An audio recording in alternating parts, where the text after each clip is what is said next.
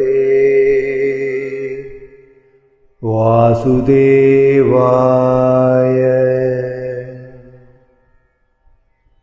ശ്രീമദ് ഭഗവത്ഗീത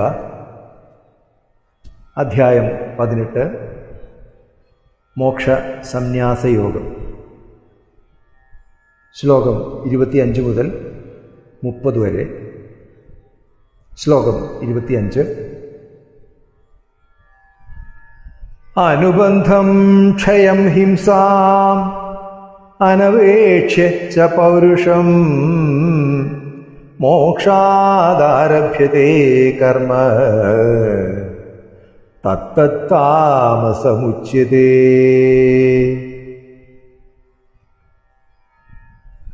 പരിണാമം എന്തായിരിക്കുമെന്നോ നാശം ഉണ്ടാകുമെന്നോ കർമ്മത്തിൽ വന്നു ചേരാവുന്ന ഹിംസയെക്കുറിച്ചോ കർമ്മം ചെയ്യുന്നതിനുള്ള കഴിവിനെക്കുറിച്ചോ കണക്കാക്കാതെ വിവേകപൂർവമല്ലാതെ ലക്ഷ്യബോധമില്ലാതെ ചെയ്യപ്പെടുന്ന കർമ്മം താമസം എന്ന് പറയപ്പെടും.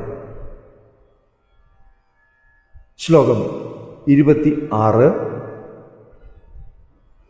മുക്തസംഗോ നഹം വാദി ധൃത്യുത്സാഹസമന്വിതഃ സിദ്ധ്യസിദ്ധ്യോർനിർവികാരഃ കർത്താ സാത്വിക ഉച്യതേ. ഫലേച്ഛ തീരെ വെടിഞ്ഞ് താൻ ചെയ്യുന്നു എന്ന ഭാവത്തിനിട നൽകാതെ ധൈര്യവും ഉത്സാഹവും നിറഞ്ഞവനും കാര്യം സാധിച്ചാലും സാധിച്ചില്ല എങ്കിലും ജയത്തിലും പരാജയത്തിലും സമനില കൈക്കൊണ്ടവനുമായ കർത്താവിനെ സാത്വികനെന്ന് പറയുന്നു. ശ്ലോകം 27. രാഗീ കർമ്മഫലപ്രേപ്സുഃ ലുബ്ധോ ഹിംസാത്മകോ ശുചിഃ ഹർഷശോകാന്വിത കർത്താ രാജസഃ പരികീർത്തിതഃ. തനിക്ക് ഹിതമായത് സംഭവിക്കണമെന്ന് ആഗ്രഹിക്കുന്നവനും അതിനാൽ കർമ്മഫലത്തിൽ മനസ്സ് പറ്റി നിൽക്കുന്നവനും ഒന്നിലും തൃപ്തി വരാത്തവനും തൻകാര്യത്തിന് പരദ്രോഹം വരെ ചെയ്യുന്നവനും അശുദ്ധാചാരിയും സന്തോഷത്തിലും ദുഃഖത്തിലും ലിപ്തനുമായ പുരുഷൻ രാജസിക പുരുഷൻ എന്ന് അറിയപ്പെടുന്നു.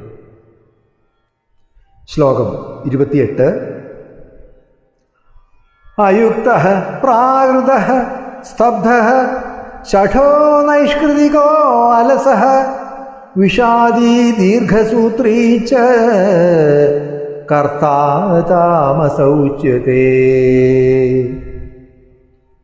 ഒന്നിലും ഏകാഗ്രതയില്ലാത്തവനും സ്വന്തം പ്രകൃതി വികാരങ്ങൾക്ക് അടിമപ്പെടുന്നവനും ഗർവിഷ്ഠനും മർക്കടമുഷ്ടിക്കാരനും അന്യൻ്റെ ഉപജീവനത്തിൽ നാശം വരുത്തുന്നവനും അലസനും വിഷാദിയും ചെയ്യേണ്ട കാര്യങ്ങൾ നീട്ടിക്കൊണ്ടുപോകുന്നവനുമായ കർത്താവിനെ താമസൻ എന്ന് പറയുന്നു.